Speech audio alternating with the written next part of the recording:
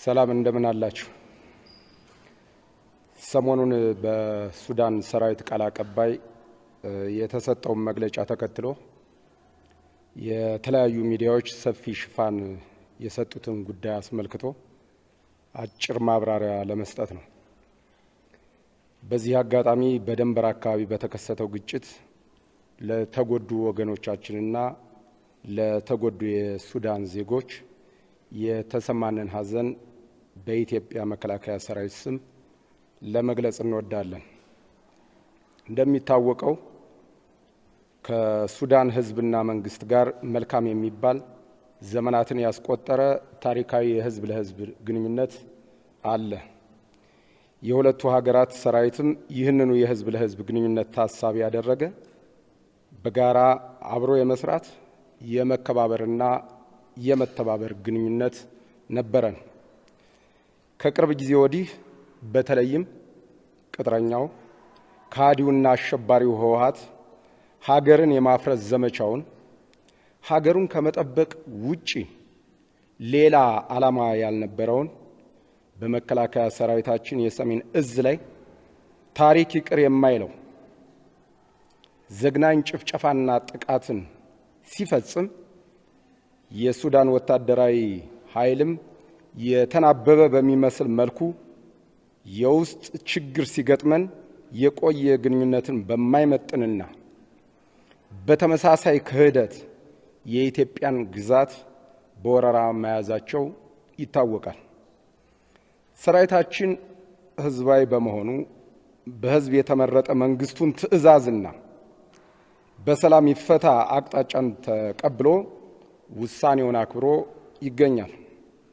ይሁን እንጂ የሱዳን ወታደራዊ ኃይል የሀገሩን ፖለቲካዊ ቀውስና ህዝባዊ ጫና ለማርገብ ወቅት እየጠበቀ ተደጋጋሚ ትንኮሳና ወቀሳ እያካሄደ ሰራዊታችን ምንም አይነት ግብረ መልስ ሳይሰጥ ቆይቷል።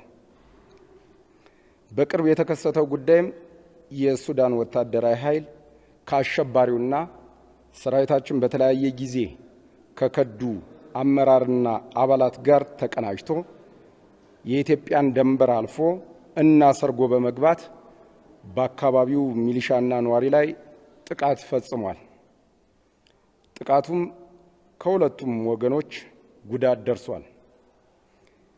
ይህንን ሀቅ ገልብጦ ሰራዊታችን ባልነበረበት ቀድሞ ከሳሽ ሆኖ ቀርቧል። በመግለጫቸውም ሰራዊታችን የሱዳን ወታደሮችን እና ሲቪል እንደገደለ ምርኮኞችንም መቀጣጫ አድርጎ ክብር ያልጠበቀ አያያዝ መያዙንና ለዚህም አጸፋዊ መልስ እንደሚሰጥ ዛቻ የተሞላበት መግለጫ አውጥቷል። የኢትዮጵያ መከላከያ ሰራዊት ሲታዘዝ ግዳጅ የሚፈጽም እና ከቦታው ያልነበረ ሲሆን ምርኮኛ አልያዘም እንጂ ቢይዝ አያያዙ ከጥንት ከኮንጎና ኮሪያ ዘማቾች ጀምሮ የህግ ብቻ ሳይሆን ከኢትዮጵያዊነት የሞራል ልዕልና የሚነሳ ስርዓት ሲቀያየር የማይቀያየር የምርኮኛ አያያዝ የሚያውቅ ፕሮፌሽናል ሰራዊት ነው። የአካባቢው ሚሊሻም ሆነ ነዋሪ የዚሁ ጨዋነት እሴት ባለቤት ነው። የኢትዮጵያ መከላከያ ሰራዊት ለዓለም ሰላም ማስከበር ከሚያስመርጡት ጥቂት ነጥቦች መካከል ህዝባዊነቱ፣ ዲስፕሊን አክባሪነቱና የግዳጅ አፈጻጸም ብቃቱ ተጠቃሾች ናቸው። የቅርብ ጊዜ ትዝታችን በሆነው የአብዬ ግዛት ስምሪት ሁለቱ ሱዳኖች በብቸኝነት የመረጡት ዲስፕሊን የተላበሰ ሰራዊት ስለሆነም ነበር። ግዳጁንም በብቃት የተወጣ በህግ አክባሪነቱ የሚታወቅ ምስጉን ሰራዊት ነው። ምናልባት የሱዳን ወታደራዊ ኃይልን ያሳሳቷቸው ያስጠጓቸውና የተጠጓቸው ሰይጣናዊ አሸባሪ ቡድን ከሆኑ ከዚህ በኋላም ተመሳሳይ ስህተት እንዳያሳስቷቸው እንመክራለን።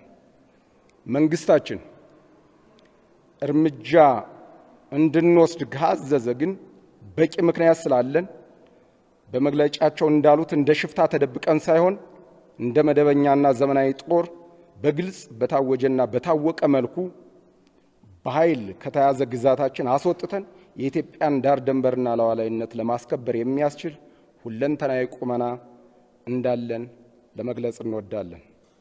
ዛሬም የሰላም አማራጮች አለመሟጠጣቸውን መንግስታችን በማመኑ ውሳኔውን አክብረንና የቆየ የህዝቦችን ግንኙነት አክብረን እንንቀሳቀሳለን።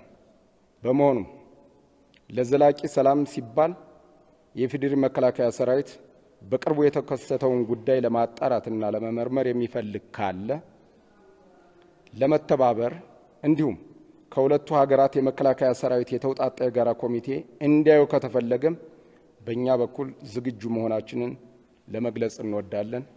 አመሰግናለሁ።